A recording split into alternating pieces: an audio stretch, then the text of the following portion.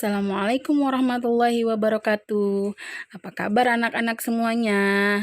Mudah-mudahan kalian semua selalu sehat dalam lindungan Allah Subhanahu wa Ta'ala. Kembali berjumpa lagi dengan Bu Ida. Kali ini kita akan membahas tentang magnet, yaitu pelajaran IPA kelas 6, tema 5. Nah, tentunya kalian sudah sering mendengar kata magnet ya. Materi yang akan kita bahas pada kali ini yaitu adalah tentang sifat-sifat magnet dan jenis-jenis magnet. Oke. Nah, magnet ini tentunya sudah sering kalian dengar dalam kehidupan sehari-hari. Magnet adalah suatu objek yang dapat menarik benda yang terbuat dari bahan tertentu saja, misalnya seperti logam besi.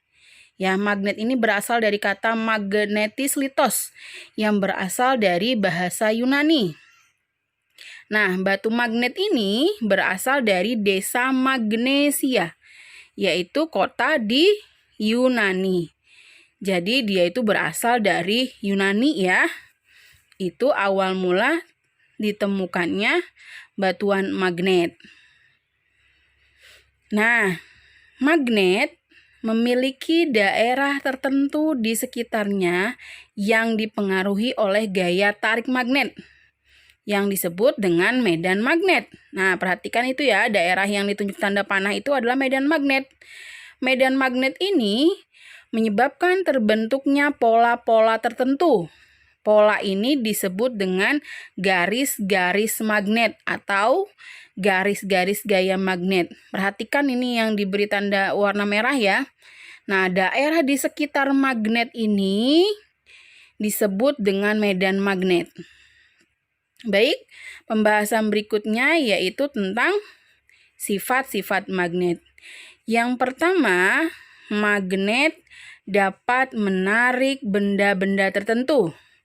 Gaya tarik pada magnet mampu menarik benda-benda tertentu. Benda yang dapat ditarik oleh magnet dinamakan benda magnetis. Contohnya seperti besi, baja, nikel, dan lain-lain.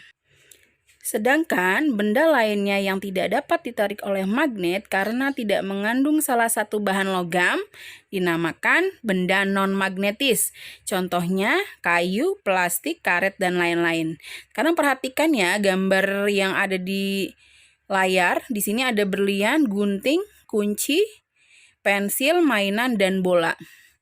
Nah, dari gambar-gambar yang ada dapat kita lihat bahwa benda-benda yang dapat ditarik oleh magnet diantaranya ada gunting dan kunci. Sedangkan pada berlian, pensil, mainan, dan bola tidak ditarik oleh magnet.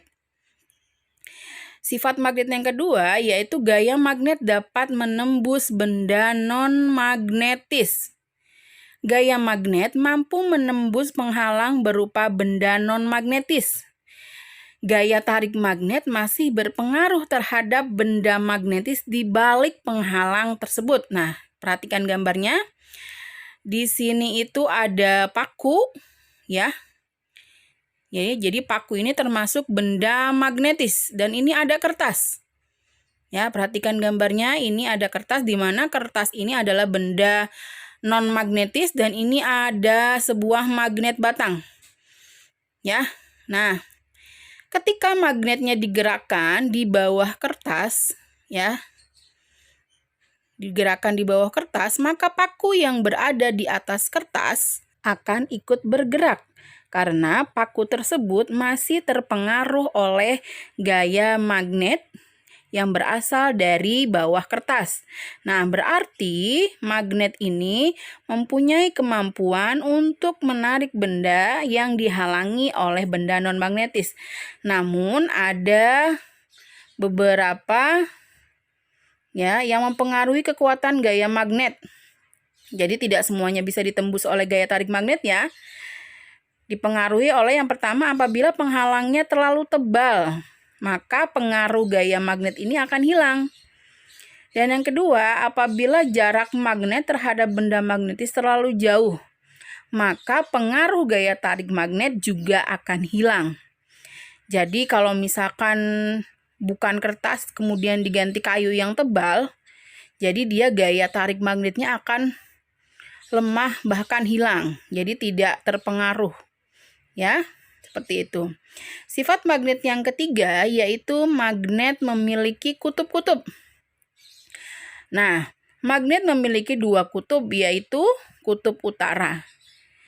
Yang pertama, kutub utara biasanya diberi warna merah seperti ini dengan lambang huruf N, yaitu north atau utara dalam bahasa Inggris. Kemudian yang kedua ada kutub selatan, biasanya diberi warna biru dengan lambang huruf S atau south dalam bahasa Inggris yang berarti selatan. Nah, kutub-kutub magnet ini memiliki sifat yang istimewa. Kalian perhatikan gambarnya, jika kutub magnet yang senama atau sama didekatkan, maka akan tolak-menolak. Sedangkan jika kutub magnet yang berbeda didekatkan, maka akan saling tarik-menarik. Perhatikan gambarnya ya.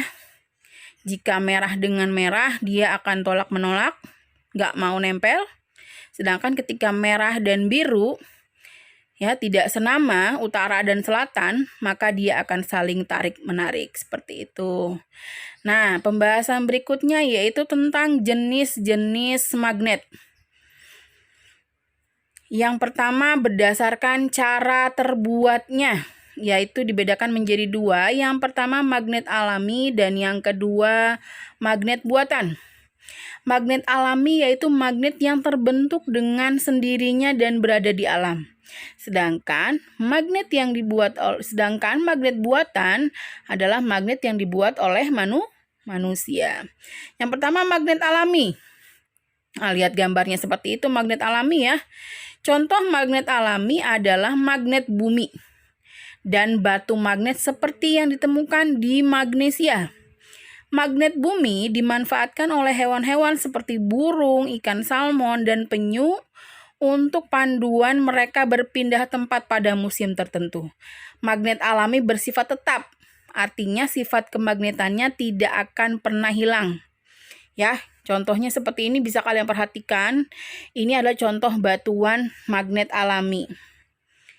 Nah, sedangkan magnet buatan ini adalah magnet yang memang dibuat oleh manusia dan digunakan untuk keperluan-keperluan tertentu. Jadi dibuat ini ada manfaatnya ya. Yang pertama itu ada magnet U. Jadi berbentuk seperti huruf U. Lalu kemudian sama ini ada warna merah itu dilambangkan sebagai kutub utara dan biru sebagai kutub selatan. Kemudian ini ada magnet batang, bentuknya seperti batang atau balok. Kemudian magnet silinder seperti tabung. Kemudian magnet cincin, ya, bolong tengahnya. Kemudian magnet cakram atau pipih. Dan magnet jarum, biasanya ada pada kompas. Serta magnet ladam atau magnet tapal kuda. Itu magnet buatan ya. Nah, sekarang kita belajar mengelompokkan benda berdasarkan kemampuannya ditarik oleh magnet dibagi menjadi 3. Ya, yang pertama ada ferromagnetis, yang kedua paramagnetis, dan yang ketiga diamagnetis. Ya. Ferromagnetis adalah benda yang ditarik kuat oleh magnet. Contohnya adalah benda yang terbuat dari logam, besi, ataupun baja. Ya, sedangkan paramagnetis adalah benda yang ditarik lemah oleh magnet. Dia bisa hanya tarikannya lemah. Contohnya seperti aluminium dan tembaga. Sedangkan diamagnetis itu juga dikenal sebagai benda non-magnetis yang tidak dapat ditarik oleh magnet. Contohnya plastik dan kayu. Baik anak-anak, ya. Sampai di sini dulu perjumpaan kita kali ini dalam materi tema 5, yaitu tentang sifat-sifat dan jenis magnet. Sekarang tugasnya kalian kerjakan pengelompokan benda-benda berikut ini.